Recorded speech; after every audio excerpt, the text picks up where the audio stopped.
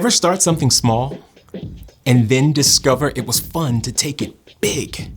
You read an awesome story and then you bring the whole thing to life for your friends and family.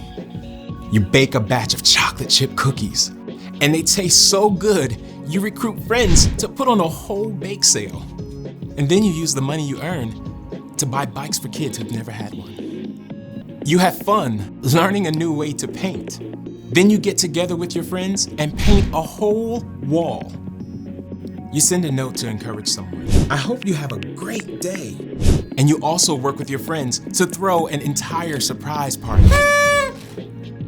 God created you to do amazing things on your own, but He designed you to do even more when you work together to share His love. And then others can see God at work in all of you. That's why cooperation is a fantastic way to worship God with your life. Because worship is about more than just singing loud. It's all about living loud.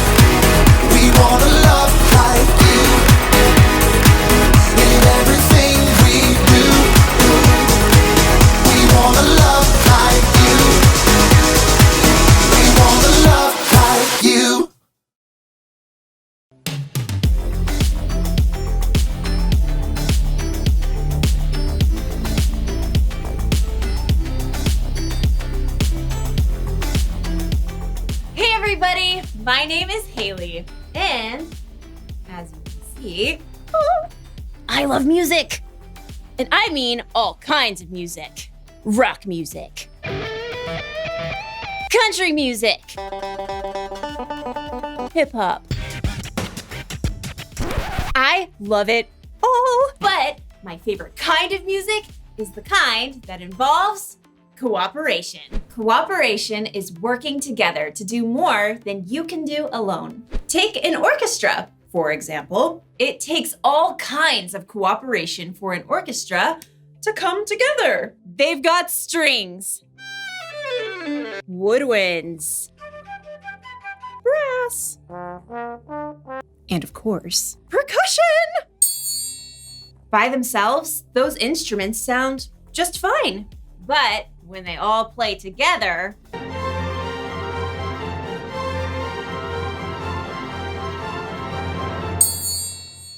they really make some noise. And music isn't the only place where cooperation makes a difference. Cooperation shows up in sports, at school, at home, and, as we'll see in today's story, in tent building. Really, really, really big tent building. You'll see what I mean. See you soon. The Bible.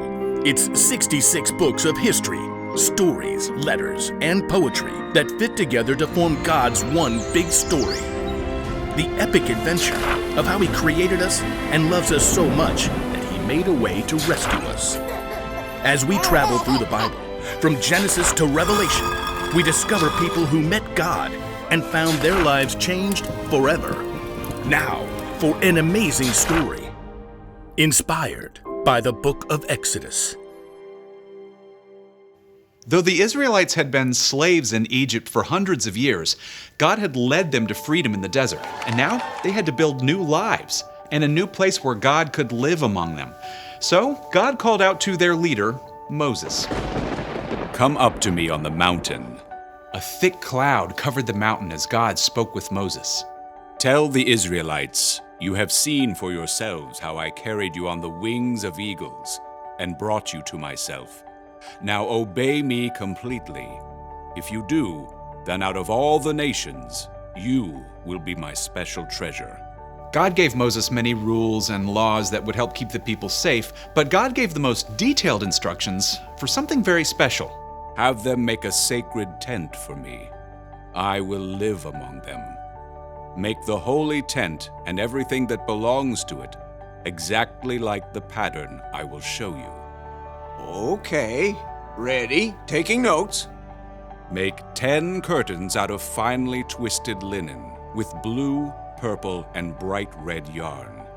Sew cherubim into the pattern. The curtains must be 42 feet long and 6 feet wide. Make loops out of blue strips. Moses' head must have spun as God gave him very complicated blueprints for a beautiful tent, for all the things that would go inside the tent, and for the elaborate robes the priests would wear. Curtains, lampstands, bowls, altars, incense, robes. God, I don't even know where to start. God knew Moses couldn't take on this huge job alone. In fact, God already had it covered. Phew. After Moses had heard all of God's instructions, he came down the mountain and told his assistant Joshua, Gather all the people. On it. God is going to make a home right here among us. We'll build an epic, amazing, ginormous tent for God. Who wants to volunteer? Maybe you should be a little more specific. Good point. One thing at a time. Aaron? Moses pointed out his brother standing near the front. Right here! God has chosen you and your sons to serve as priests in the sacred tent. Oh, we're honored, but, we need the tent first. Exactly. We'll need a skilled craftsman to head up the whole project. Moses looked out over the crowd. Bezalel, son of Uri. The name spread through the vast crowd, and in moments, a young man with bright eyes and strong hands leapt off a rock and came forward.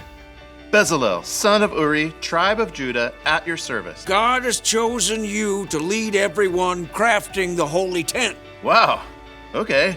Gonna need half a second here. Don't worry. God's filled you with His Spirit, with wisdom, understanding, knowledge, all kinds of skill. You're talking about me? Can you make beautiful patterns in gold, silver, and bronze? Well, yes. Can you cut and set stones? Yep, Work with wood? absolutely. Craft as if Pinterest were already a thing? Theoretically, yes. God will give you all the help you need, starting with, Oholiab? Another man stepped up, smile lines crinkling his face. Hey, man, that's me. Yeah, God also had chosen you and given you special skill in all kinds of crafts. Oh, totally rad. And to top it off, God has given both of you the ability to teach others everything you know. All right, we're so on it. We'll train up an entire team. There was just one catch.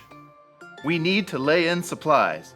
Yeah, anyone seen a House Depot? How about tents to go? God will take care of it. We need everyone to help. Please bring an offering for the Lord from what you have. Quickly, people came forward to give to the work of the holy tent.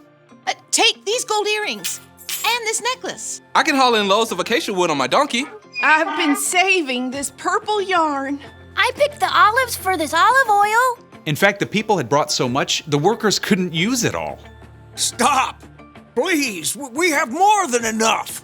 So under the guidance of Bezalel and Oholiab, a team of men and women stepped up to create the tent.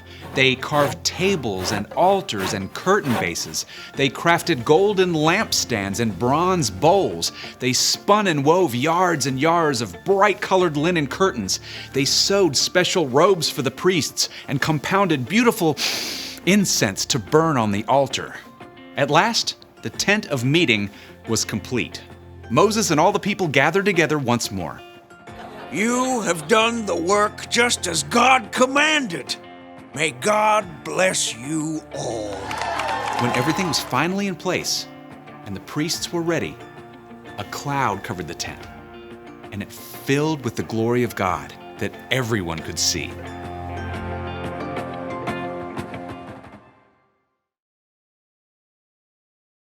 When the Israelites were wandering in the desert, God asked them to build a big tent. A tent we now call the tabernacle, where people could worship God and where God could live. Oops. You heard that right. God wanted to live with the Israelites in the desert inside of a big traveling tent. And God wanted the people to work together to make it. So, they needed people with all kinds of different gifts. Designers, people who could sew, people who could work with stone and fine metals. Plus, they needed teachers who could train people how to do all of those things. God knew that if they all worked together, they could make something incredible. God has always been big on cooperation. Think of Jesus. He could do so much on his own. He could work miracles, and yet he chose to work together with a unique group of 12 disciples as he traveled and he taught. God wanted them to work together. And guess what? God wants us to work together too. You see, we are all unique. We all have things we're good at. We could be good at sports, or good at math, or good at coming up with stories. We could be hard workers, or good at solving problems. And by ourselves, we could do just fine. But when we work together, when we use our gifts with the gifts of other people, then we can really make some noise.